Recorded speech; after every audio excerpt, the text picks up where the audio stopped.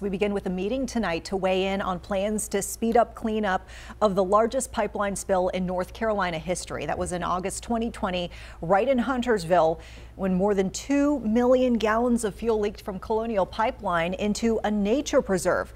So the company's still working to clean it up and right now is asking for permission to treat the water on site and then release it into a nearby creek.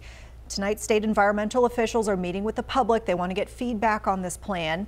WCNC Charlotte's Julia Kaufman is joining us live from Huntersville, where that meeting is going to start pretty soon. And so you're kind of getting a temperature from folks on the plans already. You're getting mixed reviews, right?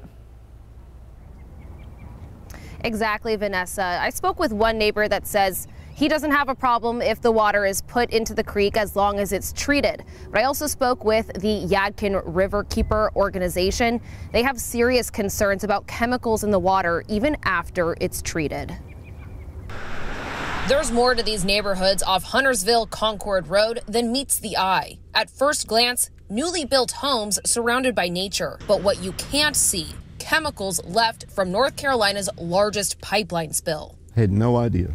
No idea at all. The cleanup crews are easy to spot, but neighbors say even with a nature preserve next door, wildlife is not. I've been here since 2010, and there's fewer birds this year than there were last year and the year before. Colonial Pipeline says it's extracting contaminated groundwater from the 2020 spill and hauling it to an Ashboro treatment facility. To speed up the cleanup, it has filed a state permit to treat the water on site and then pump it into a nearby creek. Well, that's a definite concern, but I think after they treat it and they test it, if it's clean, why shouldn't it be put back into the local streams? On-site treatment makes the most sense for this large of a spill, according to director of the Yadkin River Keeper, Edgar Miller. But he worries the permit allows for too many chemicals to be discharged in the North Prong Clark Creek, which feeds into the Rocky River. When you look at a cancer-causing substance like benzene, that is a primary component of gasoline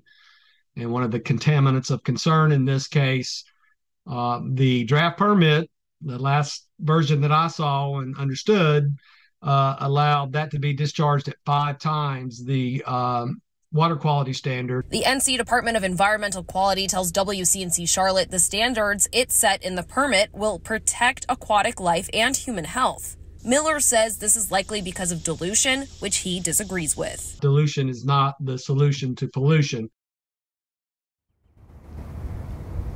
Again, the public hearing starts at 6 o'clock tonight. After the hearing, the director of the State Division of Water Resources will have about 3 months to decide whether to approve this treatment plan. For now, live in Huntersville, Julia Kaufman, WCNC Charlotte. Julia, thanks for that information.